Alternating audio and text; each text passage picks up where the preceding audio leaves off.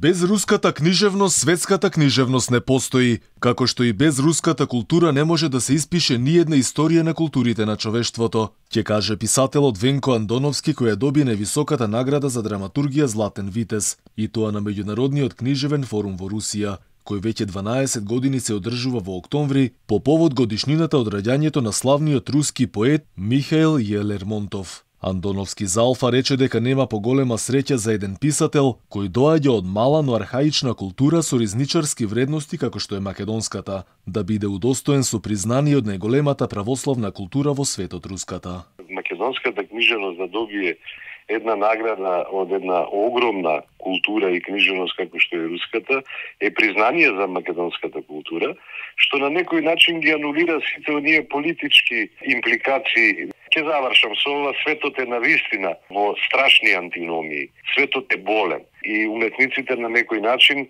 со своите дела се трудат да го исцелат. Јас на едно место изјавив дека нашите дела се молитви и дека сакаме да го исцелиме тој свет, за да може она што е најважно, а тоа е човековата душа, убавото и добрината да извојуваат победа. На Андоновски наградата Златен витез му е доделена книгата Три пиеси за театарот, која излезе лани во Москва, преведена од Олга Панкина, позната афирматорка на македонската литература на руски јазик. Книгата на Андоновски, која на руски ја објави издавачка куќа од Русија, ги содржи пиесите Словенечки ковчег, Олово на перницата и Граница. Инаку награди на форумот се доделуваат за повеќе уметнички области, а годинава пристигнале 428 дела од 12 земји.